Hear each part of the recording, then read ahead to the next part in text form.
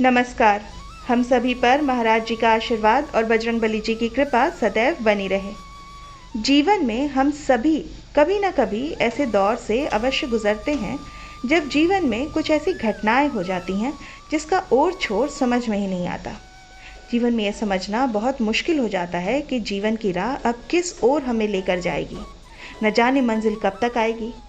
ऐसी असमंजस की स्थिति में हम सभी अपना धैर्य खो बैठते हैं, और जब मनुष्य अपना धैर्य खो देता है तो फिर निर्णय भी बहुत कठिन हो जाते हैं। कोई भी निर्णय लेना इतना कठिन हो जाता है कि जो सरल होता है वो भी बहुत दुर्गम नजर आने लगता है। ऐसी स्थिति में हमें क्या करना चाहिए? निश्चित तौर पर जवाब कठिनाइयों से भरे होते हैं।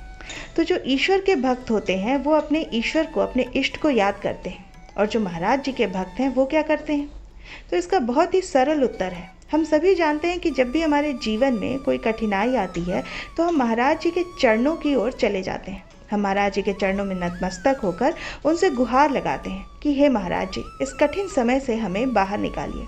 हम फंस चुके हैं, कोई रास्ता नज़र नहीं आ रहा, किसी पर उम्मीद नहीं है, कोई साथी सगा हमें दिख नहीं रहा।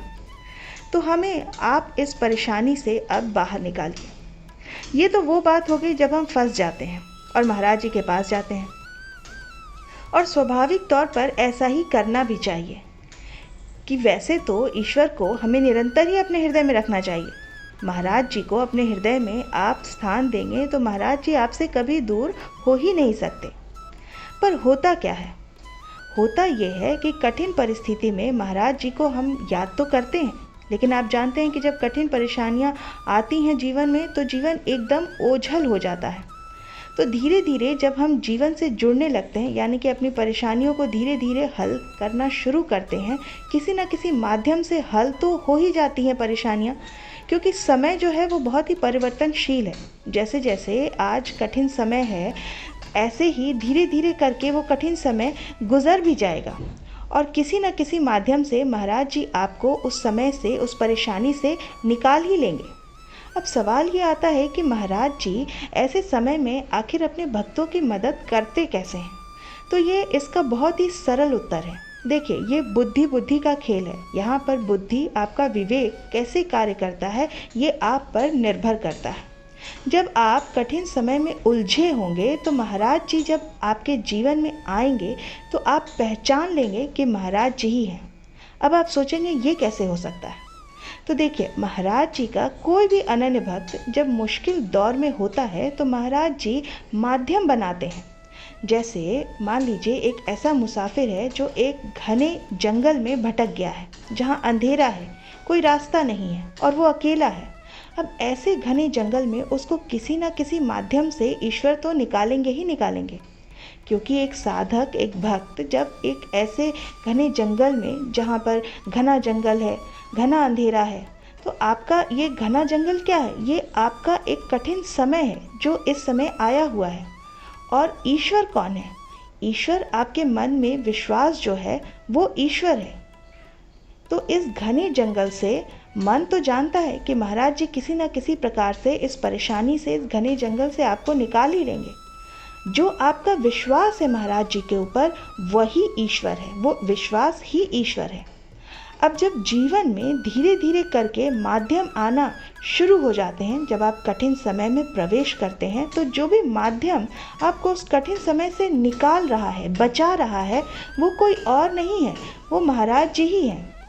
जैसे एक बार कैची धाम में महाराज जी का एक अनन्य भक्त बड़ी दूर से चलकर महाराज जी के दर्शन करने आया था, लेकिन देर हो जाने की वजह से जब महाराज जी ने उसे वापस जाने का आदेश दिया तो अंधेरा इतना ज़्यादा हो गया था और वहाँ पर कोई गाड़ी की व्यवस्था भी नहीं थी।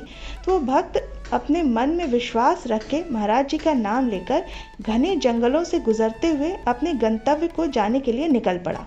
मन में उसके विश्वास था कि महाराज जी हैं तो संभाल ही लेंगे, कुछ होने नहीं देंगे। और आप जानते हैं, कैची धाम के घने जंगल, जहाँ पर जंगली जानवर का भी डर रहता है, लेकिन मन में महाराज जी का विश्वास था कि महाराज जी मुझे कुछ नहीं होने देंगे, वो मुझे पहुंचा ही देंगे। तो जैसे जैसे वो भक्त जंगल में आगे बढ़ता गया तो वो पाता है कि जंगल में इतना सन्नाटा और ऐसा घना अंधेरा है जो मन को भयभीत कर रहा था। तभी उसे घने जंगल में एक वृद्ध व्यक्ति दिखाई देते हैं और वो पहले तो बहुत घबराता है, क्योंकि आप जानते हैं कि घने जंगल में जहाँ सिर्फ आप चल रहे हों और अचानक से कोई आपको वहाँ दिख जाए, मनुष्य हो, वृद्ध हो, बालक हो, स्त्री हो, तो पहली बार में मन में डर ही आता है कि पता नहीं ये कौन होगा। तो जैसे तैसे हिम्मत करके उस भक्त ने उन वृद्ध जन से रास्ता पूछा कि इस घने जंगल से मैं कैसे निकल सकता हूँ। तो उन वृद्ध जन ने उस भक्त को एक ऐसा रास्ता बताया जो बहुत ही छोटा था, जहाँ से बड़ी आसानी से उस जंगल को पार करके मुख्य रास्ते तक पहुंचा जा सकता था। तो जैसे ही उन्होंने वो मार्ग बताया और वो भक्त उनको धन्यवाद देने के लिए जैसे ही पीछे मुड़े, तो पता चला कि वहाँ कोई व्यक्ति था ही नहीं, कोई खड़ा ही नहीं था। और उसके मन में सीधे सीधे यही विचार आया कि ये तो फिर और कोई नहीं, ये तो मेरे महाराज जी ही हो सकते हैं। तो ये था एक भक्त का अनुभव। और अब आते हैं हम अपने वर्तमान में। ये उदाहरण मैंने आपको इसलिए दिया क्योंकि जब भी आपके जीवन में कठिन समय आता है, जब अंधेरा नज़र आने लगता है, कोई रास्ता नज़र नहीं आता है, तो जो भी पहला माध्यम उस अंधेरे से यानी कि उस कठिन परिस्थिति से आपको निकालता है, वो माध्यम कोई और नहीं है, वो स्वयं बाबा जी ही हैं। इसलिए मैं आपको ये कहना चाहूँगी कि जब भी कठिन समय आए तो पहले तो अपने मन में एक बात आप निश्चित कर लीजिए कि ये कठिन समय जो आया है, इससे आपको और कोई पार नहीं निकाल सकता, स्वयं बाबा जी ही निकालेंगे। मन में आपके विश्वास बिल्कुल दृढ़ होना चाहिए। महाराज जी इतने दयालु हैं कि अपने भक्त का हाथ कभी नहीं छोड़ते। ये उन्होंने खुद कहा हुआ है कि हम अपने भक्त का हाथ कभी नहीं छोड़ते। कैसी भी परिस्थिति आ जाए तो आपके मन में विश्वास ऐसा मजबूत सदैव रखना है। और देखिए, आपको मेरी ये बात हो सकता है सुनने में थोड़ी अटपटी लगे, पर हमें दिल से चाहना चाहिए कि बुरा समय भी हमारे जीवन में आए। बुरा समय का अर्थ है यहाँ पर कि कठिनाई हमारे जीवन में आए, क्योंकि जब जब कठिनाई आपके जीवन में आएगी तब तब आपको महाराज जी के दर्शन करने का मौका प्राप्त होगा। क्योंकि कठिन समय में केवल और केवल महाराज जी ही आपको दर्शन देने के लिए आएंगे। माध्यम कुछ भी हो सकता है। वो माध्यम कोई स्त्री हो सकती है, कोई बालक हो सकता है, कोई वृद्ध हो सकता है। वह माध्यम किसी भी स्वरूप में आपके सामने आ सकता है।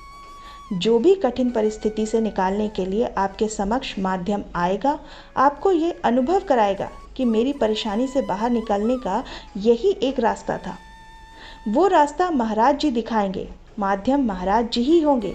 और जब आप उस कठिन समय से बाहर निकल जाएंगे और जब आप उस पूरी घटना के बारे में जब सोचेंगे, तब आप पाएंगे कि उस माध्यम से ही आपकी कठिनाई दूर होनी थी। वो कठिनाई किसी और माध्यम से दूर हो ही नहीं सकती थी, और वो माध्यम स्वयं बाबा जी ही होंगे। तो आप एक बात सोच लीजिए मन में कि जब भी बुरा समय आएगा तो घबराने की आवश्यकता बिल्कुल नहीं है। मन को स्थिर कर लीजिएगा, बुद्धि को मजबूत कर लीजिएगा। बुरा समय आ रहा है तो यह ऐसे ही गुजर जाएगा, क्योंकि देखिए, समय जो है, समय परिवर्तनशील होता है। ये हमारे धर्मशास्त्रों में भी कहा गया है। कोई भी धर्मशास्त्र आप उठाकर देख लीजिए, जिस भी भक्त के जीवन में कठिनाई आई है, वो कठिनाई उसी तीव्रता के साथ गुजर भी गई है और एक नई सीख देकर गई है। क्योंकि कठिन समय जब भी आता है तो वो जीवन में एक सीख देकर जाता है, और बुद्धिमान लोग वही होते हैं जो बुरे समय से सीख लेकर सीखते हैं। इसलिए देखिए, महाराज जी से जुड़े हुए जितने भी भक्त हैं, मैं आपको बार बार एक ही बात कहूँगी कि जीवन में बुरे समय में महाराज जी को सदैव याद तो करना ही है, साथ ही साथ मन को भी प्रबल करना है कि भले ही ये बुरा समय है, पर ये भी परिवर्तनशील है, और ये परिवर्तनशील समय जो है, ये बहुत जल्द आपके जीवन से ओझल हो जाएगा।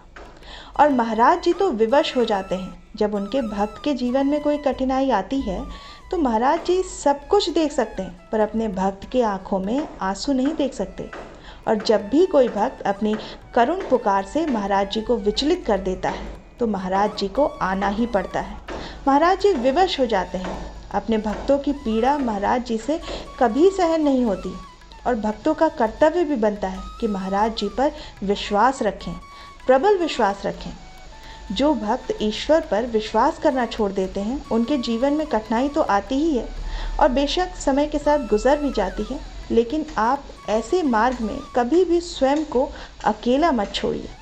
क्योंकि ऐसी नाव जिसमें ना तो पतवार है, ना आपको रास्ता मालूम है, ऐसी नाव का सिर्फ एक ही हश्र होता है, और वो होता है कि वो नाव पानी में डूबकर नष्ट हो जाती है।